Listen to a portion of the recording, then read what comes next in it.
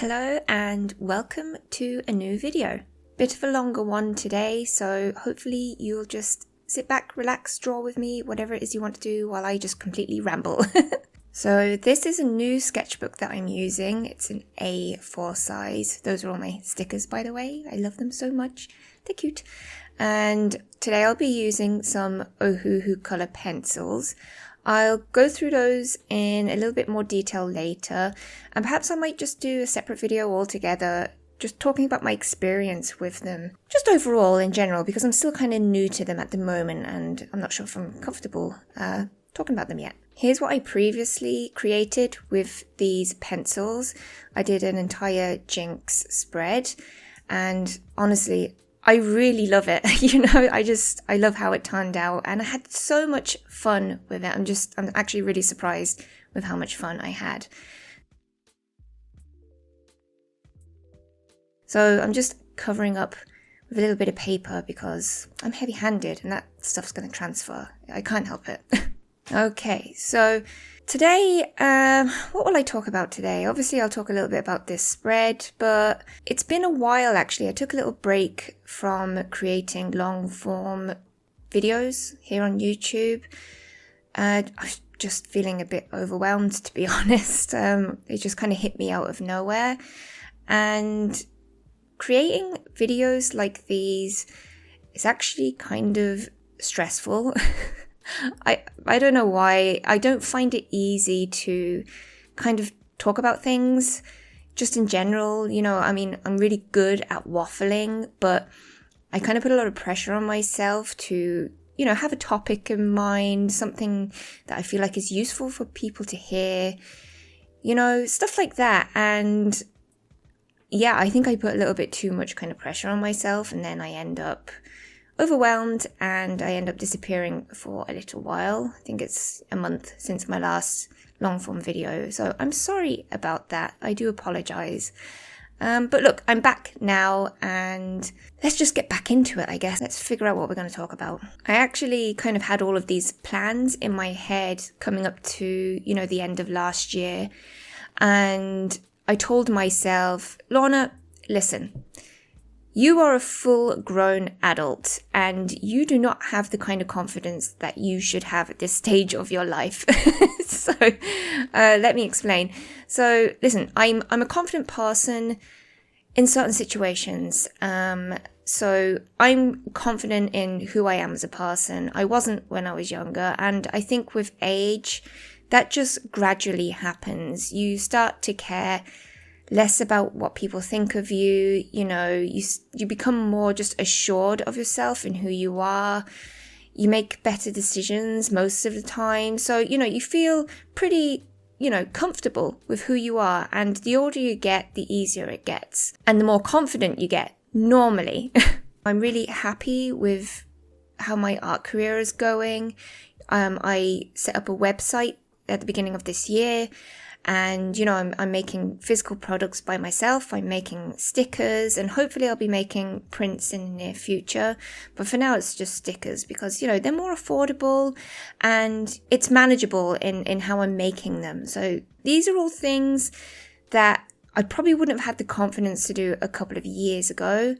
But now I've just kind of just like told myself, I just have to do these things. Like, I want to do them, but I kind of need to get over myself a little and stop worrying so much about all these little things that I think could go wrong. I just think of things like as a catastrophe. Like, what if it doesn't work out exactly how I want it to or expect it to, or this or that, whatever.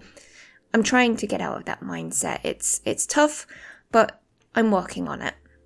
Anyway, kind of feels like I'm going a little bit off track here, sorry. The confidence thing. So my lack of confidence comes from social situations. So I'm not self-diagnosing myself here, but I do feel like in social situations, I do get very anxious. So, in everyday life, if I bumped into somebody that I know, or if I kind of know not very well, someone outside of family, let's say, if I bumped into them completely unexpectedly and they started a conversation with me, I would get really embarrassed. Like, I would flare up, I'd get really red, and I don't know why. There's absolutely no reason for it. I just get so flustered and embarrassed that somebody is just talking to me, and I wasn't expecting it. I wasn't prepared for it. But once I get over the initial absolute horror, I'm okay. Like, I'm okay. But for some reason, there's just weird trigger that I just cannot be approached by people. And I know I'm saying it out loud and it sounds absolutely bizarre. And I'm not even sure, like, does anyone else get like this? They just, when you're thrown completely out of the loop and you've no idea what's about to happen in this conversation, why they've approached you, it has to be some sort of anxiety, right? But also, maybe I just don't talk enough, and I need to practice talking and better presentation and all of this kind of stuff. And I was telling myself, okay, Lorna, this year, yes, you have been doing the long form videos, you've been chatting, rambling, and that's fine. You know, you've been doing pretty okay. But how about let's try bringing that into the short form videos? So if you watch my short form videos, you'll know that I pretty much just put music over them, or if you're watching them on Facebook, I don't use any music at all, actually. So you'll just hear my general sounds in my room. And I feel like I'm losing a part of who I am by not talking about anything that I'm doing or drawing or just anything in general. Does that make sense? I mean, I create so many short videos. It's just like my thing, I guess. You know, it's manageable. I'll create a spread and I'll record pretty much all of them. And I don't even have any sort of issues with recording myself drawing. Like, I've gotten over that quite a while ago, and that just comes down to practice. I've done it so many times at this stage that I don't even feel or notice the camera anymore pointing at my page. So I'm good with that, and I'm thankful for that, actually, because it makes this process so much easier. Because at the end of the day, I can't speak. At the end of the day, yes, I'm an artist, but I'm also a content creator. This is what's given me all of the opportunities to work with brands and how I've been able to even make some money. So it's important that I stay on top of the content creation side, and I don't want that to stagnate or go stale, and I really don't want to lose my identity, like become so completely reserved by hiding behind my art and not even talking to people. And when I say talking to people, I mean actually just talking throughout my shorter videos. And it doesn't have to be talking about exactly what I'm drawing, or I'd like to have some kind of relevance, but even just any sort of like short stories or anything that is kind of more about me, you know? And I don't really mean for it to sound, I don't know, like conceited, like, oh God, it's all about me, everyone needs to talk about me. No, I don't mean like that, but I mean just stuff that's more relatable. I want to be more relatable to people. You know, there's probably lots of people who have had similar experiences that I've had, or probably feel the same ways that I feel, especially with the whole, you know, anxiety thing. And maybe I should just talk about that more and talk about little stories and stuff throughout my shorter videos. So yeah, getting back to the point. So the confidence thing is, if I talk more, perhaps I'll become more confident, both on, you know, my social media, but also in real life too, because it's connected. You know, your confidence is connected across everything that you do. It feels so weird saying this as someone of my age, because I feel like maybe younger people or people who have grown up through COVID, and you know, that was a very difficult time for most people, and being disconnected from pretty much the world and everyone. And I can see how things like social anxieties can grow through periods of time like that. But I've always been this way, I guess. I've always been very quiet. I'm extremely introverted. It takes a while for me to kind of show my true personality around the people who get to know me. I can be very strange, but I try to rein it in. So I don't want to scare people away. But yeah, like I'm almost 40 years old. I'm turning 40 later this year. And I have to keep reminding myself, you need to stop worrying about absolutely everything you do and just kind of take charge more in the things you do and be more confident about it. So, yep, that was my goal. Ending the year, and what are we now? 25th of March.